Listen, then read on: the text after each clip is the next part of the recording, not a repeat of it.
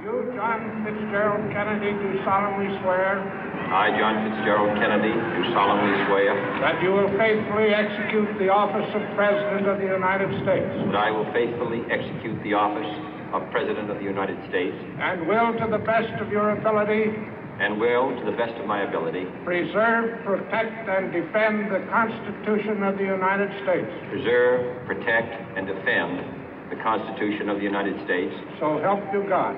So help me God.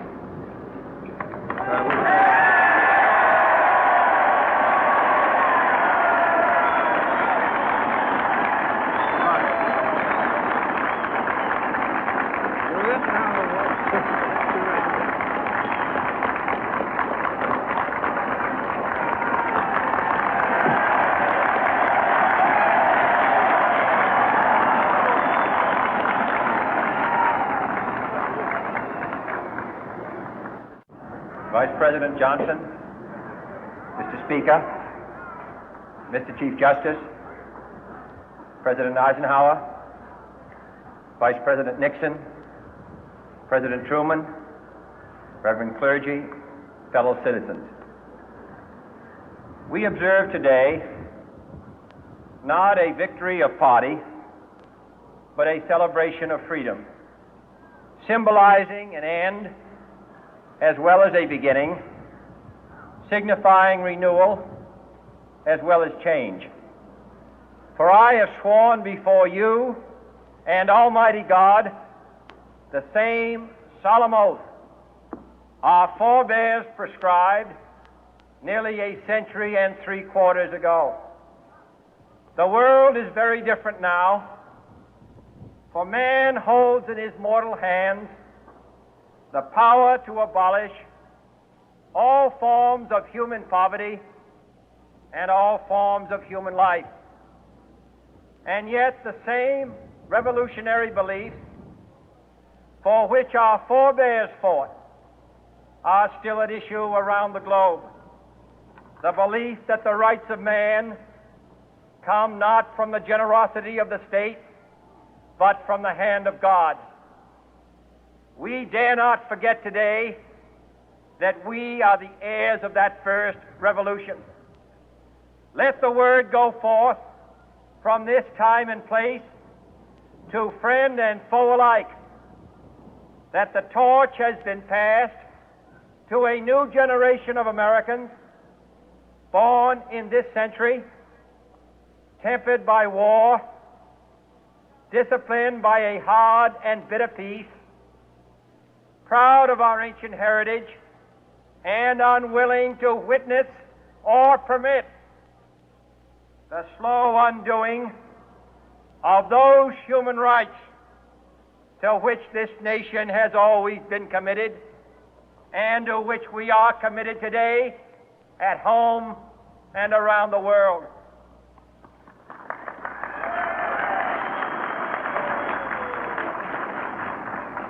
Let every nation know, whether it wishes us well or ill, that we shall pay any price, bear any burden, meet any hardship, support any friend, oppose any foe to assure the survival and the success of liberty.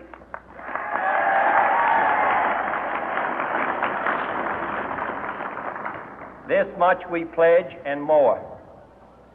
To those old allies whose cultural and spiritual origins we share, we pledge the loyalty of faithful friends. United, there is little we cannot do in a host of cooperative ventures. Divided, there is little we can do, for we dare not meet a powerful challenge at odds and split asunder. To those new states whom we welcome to the ranks of the free, we pledge our word that one form of colonial control shall not have passed away, merely to be replaced by a far more iron tyranny. We shall not always expect to find them supporting our view, but we shall always hope to find them strongly supporting their own freedom, and to remember that in the past, those who foolishly sought power by riding the back of the tiger ended up inside.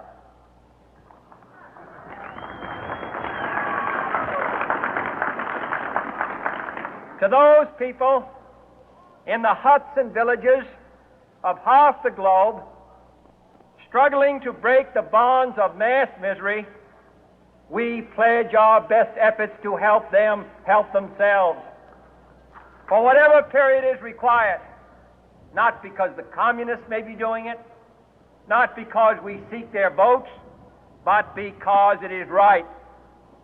If a free society cannot help the many who are poor, it cannot save the few who are rich.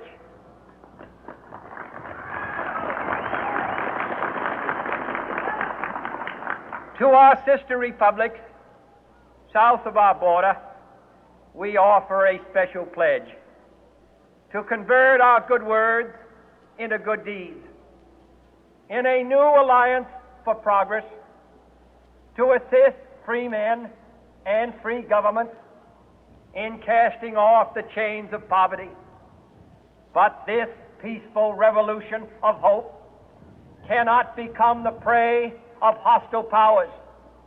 Let all our neighbors know that we shall join with them to oppose aggression or subversion anywhere in the Americas. And let every other power know that this hemisphere intends to remain the master of its own house.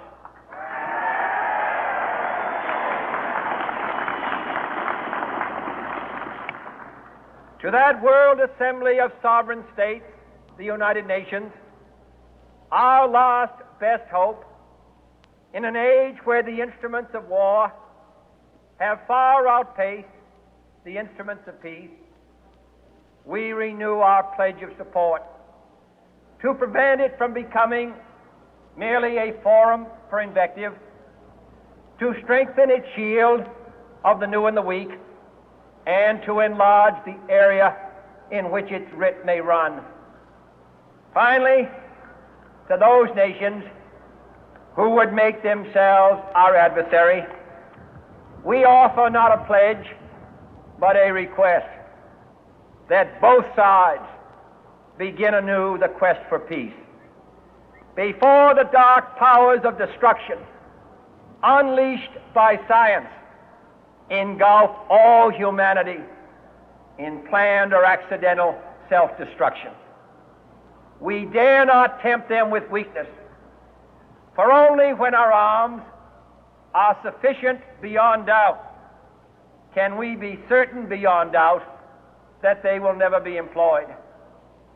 But neither can two great and powerful groups of nations take comfort from our present course, both sides overburdened by the cost of modern weapons, both rightly alarmed by the steady spread of the deadly atom, yet both racing to alter that uncertain balance of terror that stays the hand of mankind's final war. So let us begin anew, remembering on both sides that civility is not a sign of weakness, and sincerity is always subject to proof. Let us never negotiate out of fear, but let us never fear to negotiate.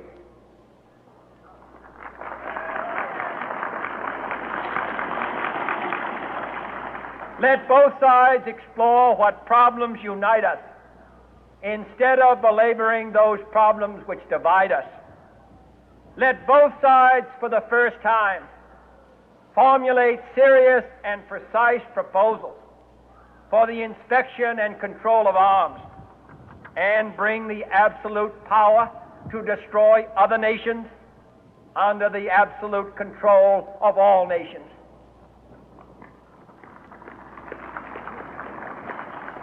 Let both sides seek to invoke the wonders of science instead of its terrors.